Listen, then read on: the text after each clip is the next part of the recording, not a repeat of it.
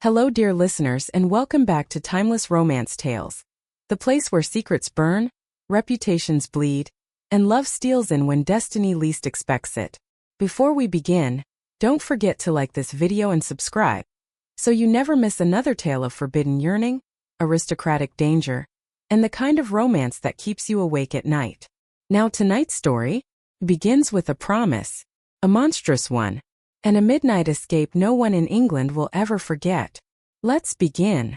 The Ashcombe ballroom glittered with chandeliers, silk gowns, and gossip sharp enough to cut bone. Lady Evelyn Harcourt stood near the edge of the crowd, hands clasped tightly in front of her, trying not to tremble. Her mother's voice hovered over her shoulder. "Stand straighter, Evelyn. You must look pleased. Lord Kinton is arriving any moment." A chill slid down Evelyn's spine at the name. Lord Bartholomew Kinton, a brute of a man with cold eyes and a temper that left servants whispering behind doors. Twice widowed, rumored cruel, and now engaged to her. "Mother," Evelyn whispered, "please, I am begging you, call off the engagement." Lady Harcourt's fan snapped open like a blade. "We cannot afford to anger Lord Kinton. Your father owes him more than you can imagine." Evelyn swallowed hard. So this was to be her fate, traded like currency to a monster. The musicians shifted to a new melody, and a murmur rippled through the ballroom. "The Earl of Brackenridge has arrived." Evelyn's breath caught. Adrian Sinclair, Earl of Brackenridge, stepped through the archway, tall, broad-shouldered, with a refined, effortless confidence that made even the chandeliers seem to lean toward him.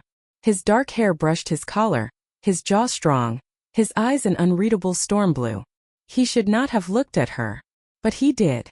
Just one glance, a slow, intense sweep that collided with her own gaze. Heat bloomed in Evelyn's chest. Her mother hissed, "Do not even think about him. He is far above us." But Adrian was already approaching, each step purposeful. He bowed over Evelyn's hand, lips brushing her glove. "My lady," he murmured, "I believe you owe me a dance." Her eyes widened. "My lord, we have never." "Not yet," he said softly. "But I intend to remedy that." Before her mother could protest, Adrian guided Evelyn to the center of the ballroom. Music swelled. He placed one hand at her waist, polite, proper, but firm enough that she felt a jolt through her entire body. "You look frightened," he murmured. "I am," she confessed. "And I shouldn't be dancing with you." "Then why are you?" Evelyn met his gaze, breath trembling. "I don't know." "I do," he whispered. "Because you want freedom. And you want someone to see you." Her steps faltered. "How could you possibly know that?" "Because you're looking at the door as though you'd flee if you dared. And because your smile doesn't reach your eyes." Tears burned the back of her throat. No one had ever noticed her like this. "Tell me, Lady Evelyn," he continued quietly, "who has hurt you so terribly?" She swallowed. "My father owes a debt. I am to marry Lord Kinton." Adrian's entire body stilled mid-step. "Kinton," he repeated, voice low and dangerous. "That man should be nowhere near you." "It's already arranged," she whispered. "The announcement will be made tomorrow." Adrian's jaw clenched. The music ended. He bowed, but his eyes never left hers. "Evelyn," he said softly, "if you ever need escape, I will come for you." She wanted to ask what he meant. But Lord Kinton arrived. The crowd parted like prey giving way to a predator. Kinton's heavy boots thudded across the ballroom floor. His beady eyes landed on Evelyn, on her hand still lightly touching the Earl's. His face darkened. "Lady Evelyn," Kinton growled, "you were not given permission to dance." Adrian straightened in one slow, deliberate motion, placing himself between them. "With respect," the Earl said coldly, "she doesn't require your permission." Kinton's lip curled. "She is mine."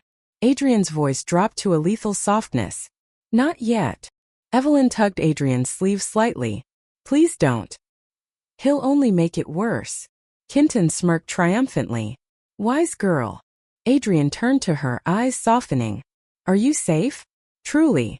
She wanted to lie. She wanted to tell him yes. But her voice cracked on the single word. "No." Adrian inhaled sharply, as though that one word pierced him. Kinton seized Evelyn's wrist. "You're leaving. Now." The Earl's hand shot out, grasping Kinton's forearm with quiet, brutal strength. "Release her," Adrian warned. Kinton spat. "You have no claim." "No," Adrian said softly. "But she deserves a choice. And you're giving her none." "Adrian," Evelyn whispered, panicked. "Please, please let it go." The Earl's gaze flickered to hers, tortured. He released Kinton. But as Evelyn was dragged away, Adrian whispered the last thing she expected. "I meant what I said. If you need me, I will come for you. Even at midnight." That night, Evelyn cried in silence. Her room felt smaller than ever. Her future felt like a locked cage. At sunset, Kinton's messengers delivered a chilling message. "The wedding will take place in 3 days. Be ready." Her heart broke. She sat at her window long after midnight, staring at the moonlit gardens. A tear slid down her cheek. "I wish," she whispered. "I wish someone could save me." Behind her, the floorboard creaked. Evelyn gasped and whirled around. A shadow separated from the darkness. "Evelyn," a voice murmured. Her breath caught. "Adrian." He stepped into the moonlight, travel cloak dark, hair tousled by the wind, breath slightly uneven. "How did you get in?" she whispered. "I told you," he said softly. "If you needed escape, I would come for you." Her chest tightened painfully. "But how did you know?" "You looked out the window," Adrian said quietly. "And you looked trapped." Evelyn pressed a trembling hand to her mouth. "Adrian, this is madness." "Yes." He stepped closer. "But so is forcing you to marry a monster." She trembled as he stood before her, close enough that she felt his warmth. "Come with me," he whispered. "Now. Before sunrise. Before he takes everything from you." Her heart pounded. "I can't." "You can." He took her hands gently. "Evelyn, listen to me. I'll protect you. I'll shelter you. I'll take the consequences. Just say the word." Tears spilled freely down her cheeks. "My family." "Your father sold you," Adrian said softly. "That is not family. That is chains." Her breath shuddered. "Where would we go?" "My estate. Brackenridge Hall. No one will reach you there. People will know. They'll know I rescued a woman in danger," Adrian murmured. "And that I don't regret it." Evelyn stared at him. This man who should have walked away, who should have minded his own life, but instead chose her. "Why me?" she whispered. His voice cracked. "Because the moment I saw you, I knew you deserved a world far kinder than the one you've been given." Her knees nearly buckled. Adrian cupped her cheek. "Evelyn, come with me." 1,000 fears screamed through her. But louder than all of them was the sound of her own heart whispering his name. "Yes," she breathed. Adrian exhaled shakily, relief, joy, something fierce and tender entwined. He gathered her cloak, wrapped it around her shoulders, and opened the window. "Hold on to me," he said quietly. She did. He lifted her onto the balcony, then into the night, steadying her as they climbed down the ivy-covered wall. They fled across the moonlit gardens toward his waiting horse. Evelyn whispered, "Adrian, what if we're caught?" He helped her mount behind him. "Then I'll take the blame. Every bit of it. And me."